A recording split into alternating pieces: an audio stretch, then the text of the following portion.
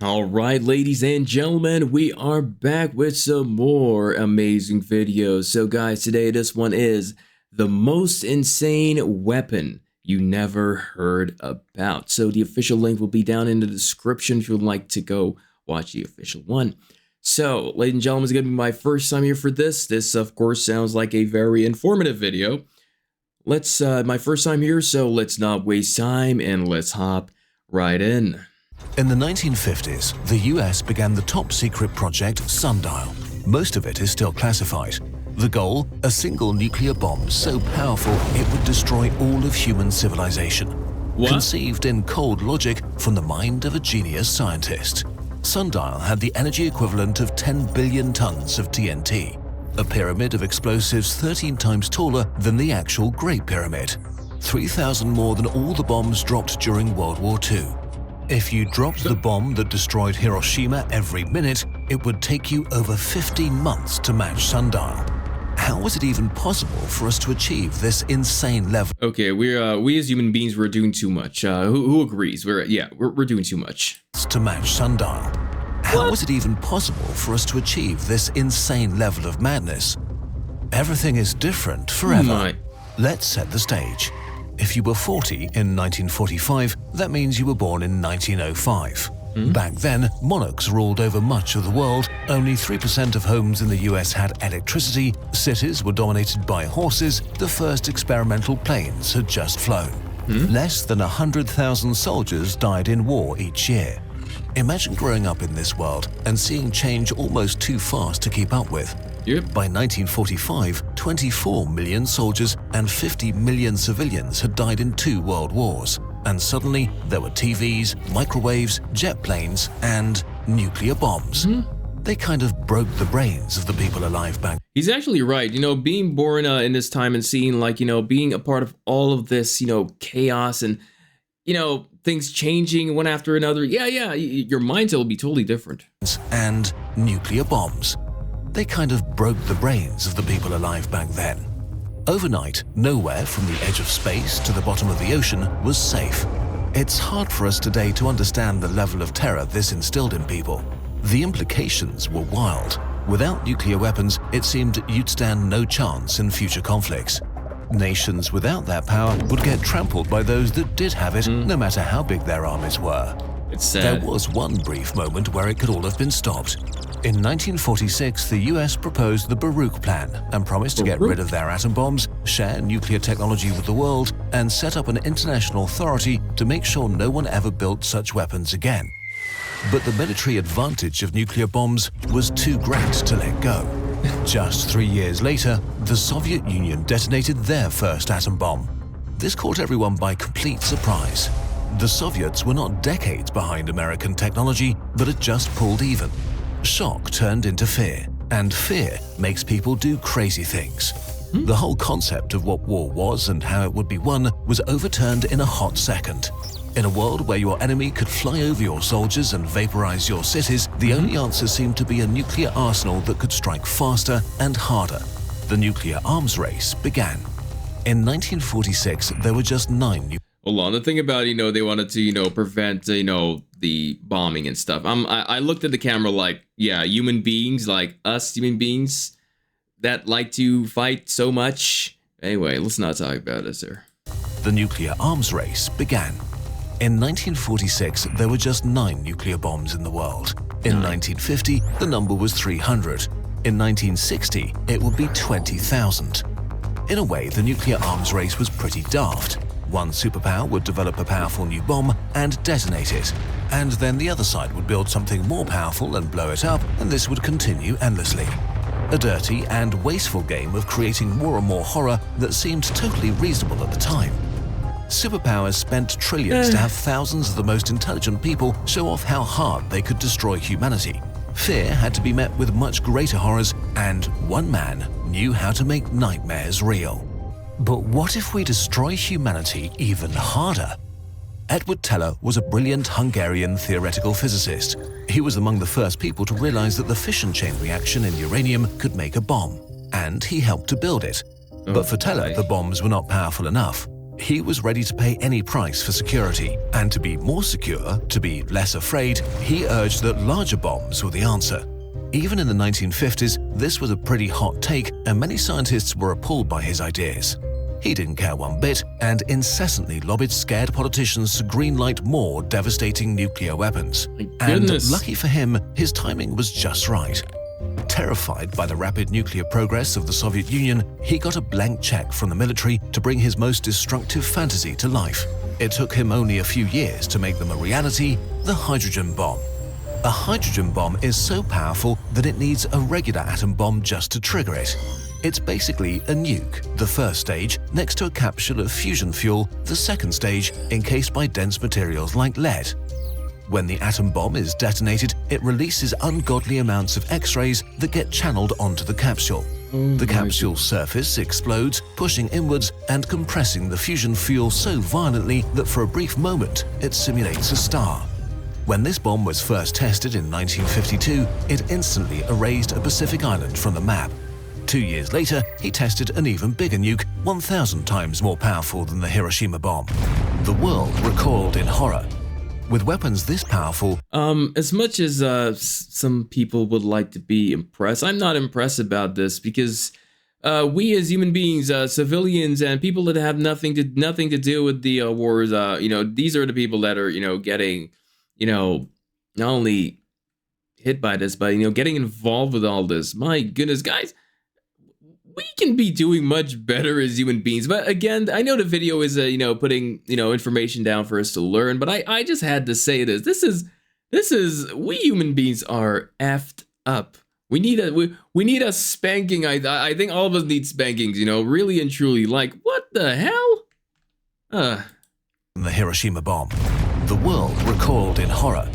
With weapons this powerful, war stopped being about winning and total human annihilation became very real. Teller celebrated. In just 2 years, he had enabled the creation of American warheads 100 times more powerful. He had stolen the nuclear fire from the gods and awoken cosmic horrors, but he insisted that it was still not enough. His dream was to have a bomb of almost unlimited power. And once again, his timing was pretty great. When the Soviet Union detonated its own hydrogen bomb, it sparked a new wave of fear. This is where we get the top-secret Project Sundial, the bomb to make all other bombs irrelevant. The final bomb. Teller skipped right to the end of the nuclear arms race.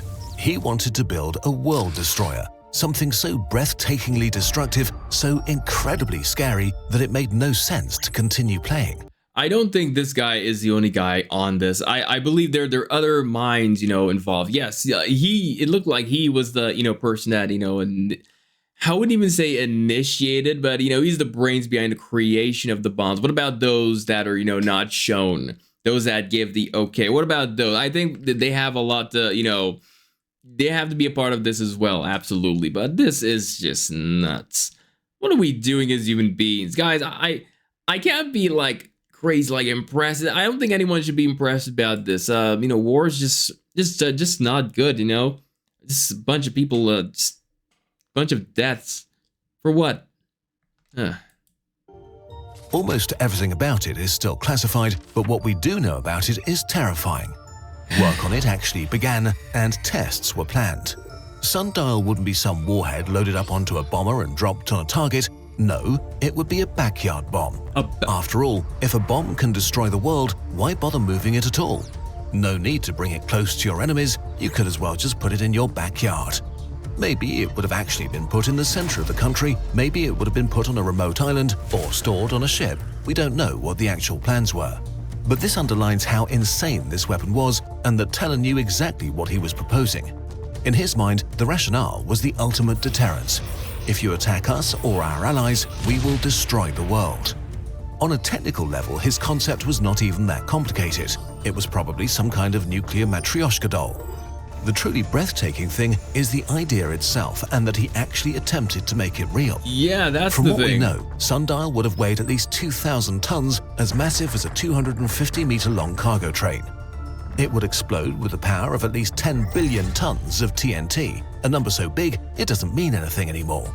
So let's make this a bit more graphic and explode it in Nevada. One wild thing about it is that humanity never tested anything remotely like it, so this is the best speculation we developed together with experts.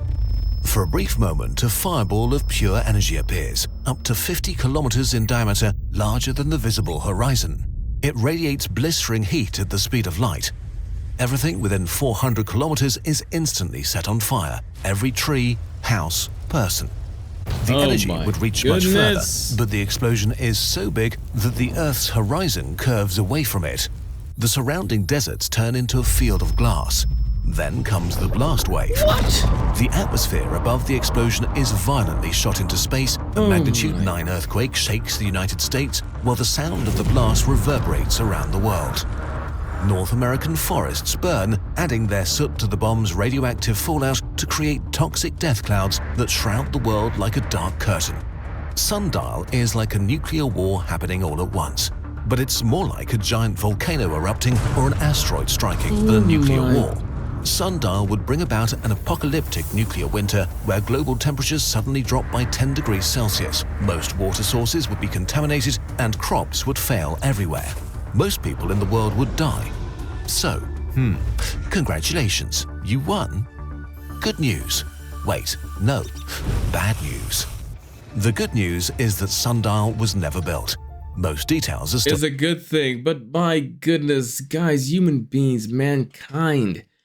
Oh my goodness, just stop it already. Like, guys, I'm watching this, I'm feeling very uncomfortable, just the fact that what we've been through as, human beings, throughout the years, from the beginning of time till now, war, fighting, just like, isn't anyone tired of this? Like, I am basically, and maybe it's just me. This is, of course, very informative, and it's a good thing they never, push this, because come on, like really, the entire world, like, I know mankind's mindsets, when I mean mankind, guys, I'm not like generalizing it in a way, just certain human beings, in the world that make life just difficult for all of us.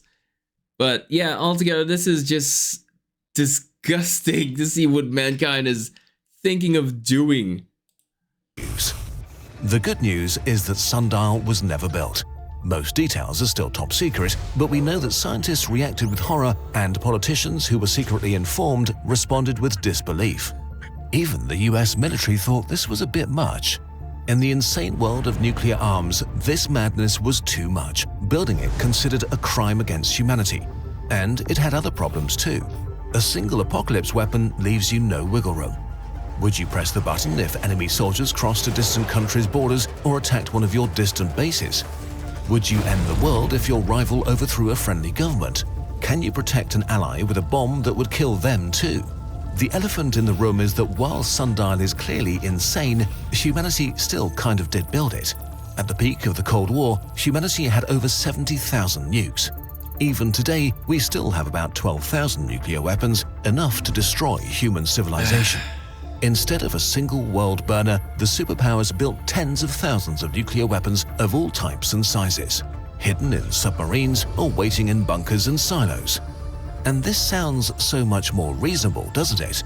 But this also makes them a much more credible threat. Because if people feel they can risk setting off a smaller nuke, they might actually get launched. And we don't know what kind of chain reaction this might trigger. So in reality, the difference between Sundial and what we have today is not even that big. Humanity didn't build a doomsday bomb, but a doomsday machine.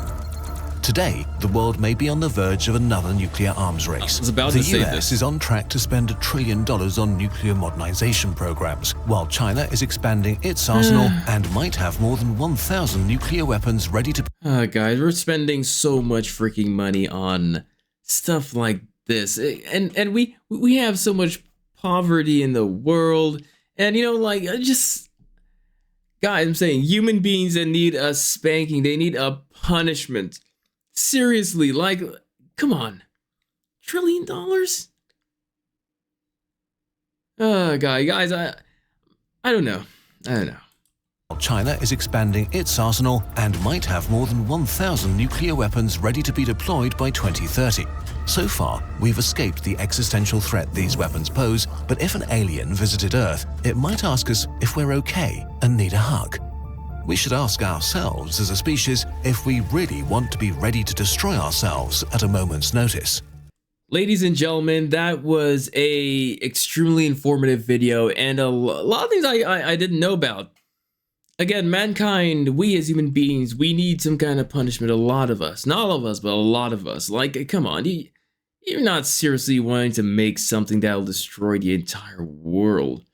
Like, we have a problem with just coming together as one, you know, be not hurting each other. We have a problem, you know, with that already, and look at what mankind is doing. I know, guys, maybe I'm going far off of what we just reacted, I reacted to. It's something that's quite touching, I have to say, to see us, how far we've come as you know, as people. And, you know, the more advanced we get in technology, the more we use it to destroy our own selves. It's like we're self-destructing instead of like advancing, you know, into making our lives better, our lives easier. I feel like, you know, we're just doing the opposite. And majority of people in the world do feel like this, absolutely. But it's just really scary to think that, you know, what we human beings are capable of. We are effed up. We're not good. We are not good. And it just, this video is just one of many that shows you, you know, what a human being is capable of doing, the most evil things a human being is capable of doing once he or she puts their mind to it. But damn, again, very nice, very informative video. It's pretty scary if you got this mindset like me, where I just wish that we wouldn't hurt each other anymore. But and again, it's asking for too much, you know. But again, this was pretty good. Guys, thank you so much for watching. If you can, please like, comment, and subscribe, and I'll see all of you later. Take care, everybody.